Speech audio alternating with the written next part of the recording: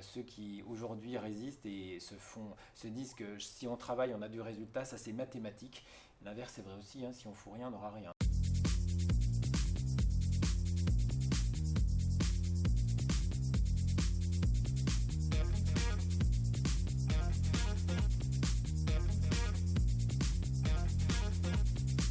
Il y a un côté un peu argent facile Oui, qui est lié à l'immobilier que toi tu essayes de déconstruire oui, oui. en formation. Complètement. C'est-à-dire que oui, c'est un métier dans lequel on peut s'épanouir financièrement, notamment, évidemment. Il n'y a pas de limite, hein.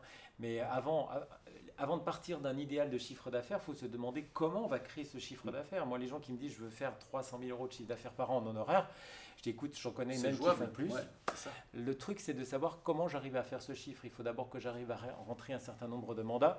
Et pour rentrer ces mandats, il faut que je fasse un certain nombre d'actions qui sont rythmées quand on débute par 80% de prospection. Ouais. Voilà, donc le problème est Et là. dans 80% de prospection, de ces 80% de prospection, c'est 90% du temps des échecs, Oui, voire oui. 98% du temps Et des c'est de échecs. se Ouais. dire, j'ai pas su aujourd'hui, ben c'est pas grave, je recommencerai demain s'il le faut et je ne lâche rien. Donc il faut avoir un très très fort mental. C'est comme les sportifs en fait.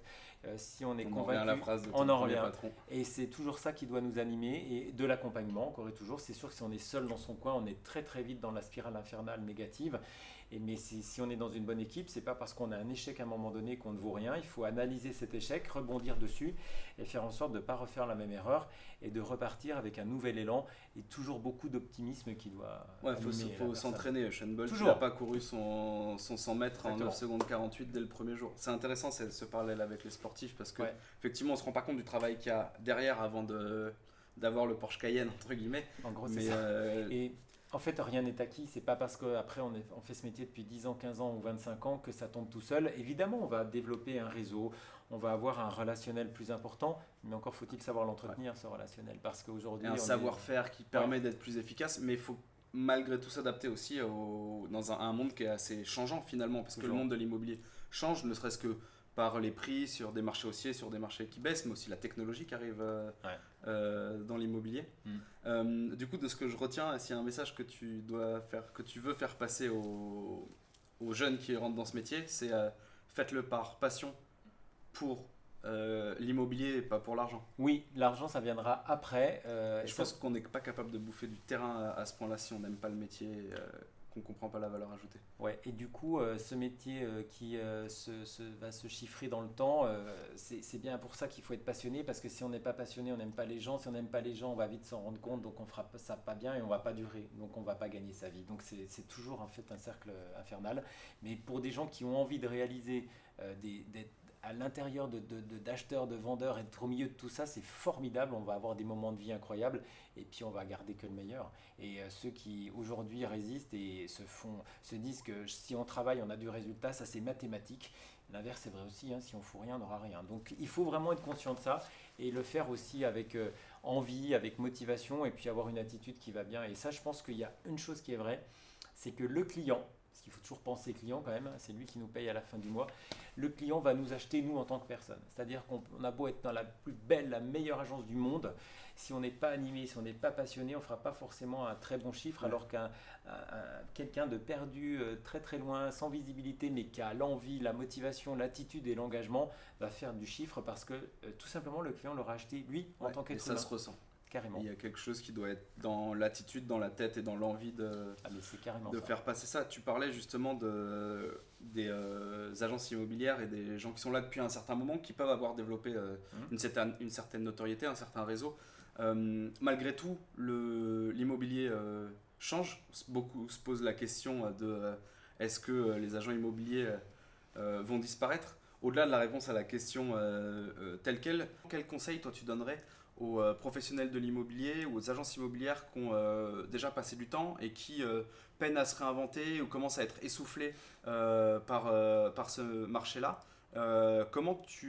Quel conseil, quelle ficelle tirer justement pour les aider à se relancer, à redonner une nouvelle jeunesse Ben, à en leur métier? réalité, Vincent, il faut sans cesse se réinventer et on commence aussi par les basiques, hein, les fameux fondamentaux de la transaction qui sont la prospection. Alors, même quand on a 20 ans de boîte, la prospection, c'est intéressant et c'est pas que de la pige téléphonique ou du frappe, tap-tap comme ça dans les immeubles. C'est de se dire justement, puisque j'ai acquis de l'expérience, j'ai plein d'anciens clients à qui je peux aller donner conseil, mais qui n'ont peut-être pas besoin de moi aujourd'hui, mais je vais simplement aller prendre de leurs nouvelles. Et aujourd'hui, c'est important parce que les clients à qui on a vendu il y a 5 ans ou 10 ans ne se rappellent pas forcément de nous, parce qu'entre-temps, ils ont rencontré plein d'autres personnes, peut-être même des confrères à nous. Et ces gens-là ont peut-être actuellement un projet en cours, ou tout simplement dans leur entourage des gens qui cherchent ou qui vendent. Bref, on a toujours aujourd'hui de belles opportunités dans cette prospection sur un mode j'ai du relationnel, j'ai de l'expérience, donc je vais l'utiliser. Et puis, il y a un truc, c'est que je disais se réinventer, c'est finalement de faire comme les nouveaux dans la profession, ne pas avoir d'a priori avec les nouveaux moyens, les nouvelles technologies, et de se dire, on me dit d'être ultra présent sur les réseaux sociaux, ben c'est bien, mais comment je m'y prends? Moi, j'ai pas le temps.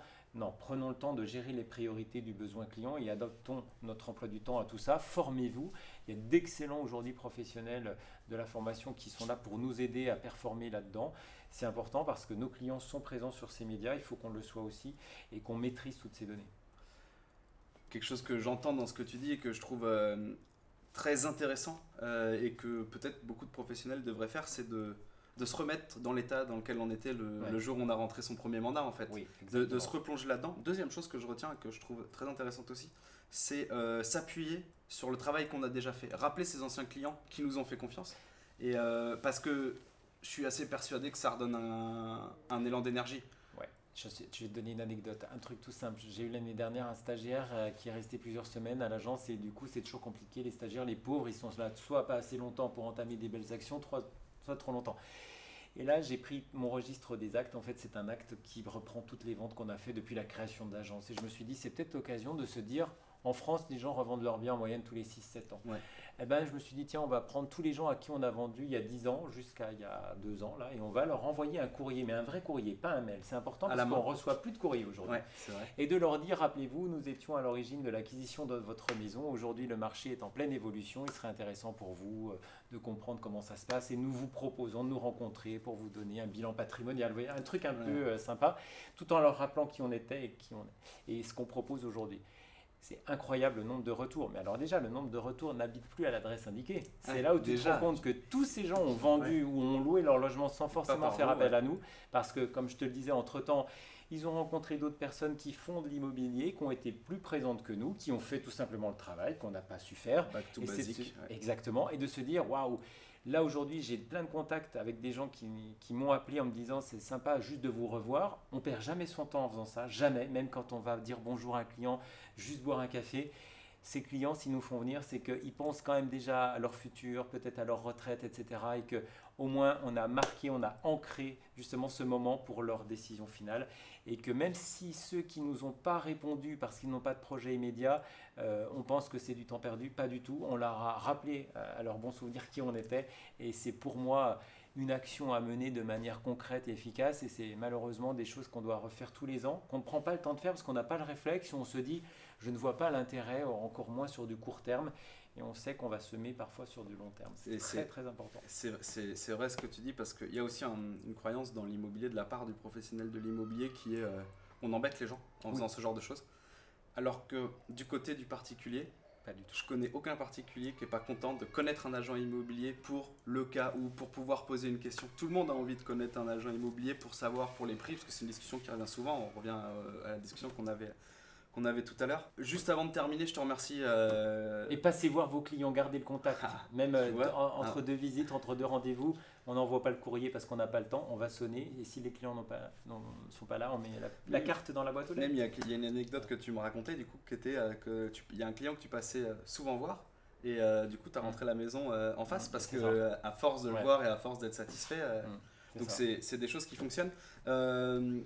Est-ce que tu as une actualité ou des choses Ah ouais, j'ai plein d'actu. Alors là, t'as trop d'actu, ça je sais. Non, j'ai pas trop d'actu. Mais je suis très heureux de faire tout ça. C'est formidable. J'adore tout ce que je fais. Donc là, à la rentrée, évidemment, il y aura des inédits sur Recherche Appart ou Maison qu'on a tourné ces dernières semaines. Et puis il y aura surtout, pour moi, c'est très important. Il y a un ouvrage qui va sortir. Et c'est pour moi l'occasion de mettre par écrit un petit peu tout ce que je propose tout au long de l'année, partout en France, auprès des professionnels que je rencontre, tout ce mode coach, etc., formation.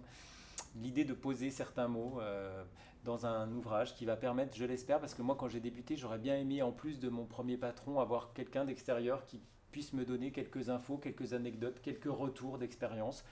J'ai essayé de compiler tout ça dans un livre, côté vendeur, côté acheteur, sur le savoir-faire, sur le savoir-être, etc.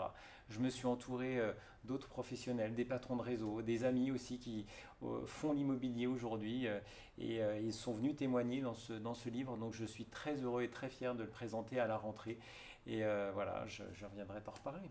Avec grand plaisir, si la vidéo sort d'ici là, on vous mettra le lien en dessous. Merci beaucoup pour ton temps, encore une fois, c'était très riche. Je pense que si tu n'avais pas le soleil qui te tapait dans le dos, on pouvait faire 2 heures sur le sujet. Merci beaucoup à toi et puis à bientôt sur Immobilier 2.0. Salut Merci à tous les amis, ciao. Salut.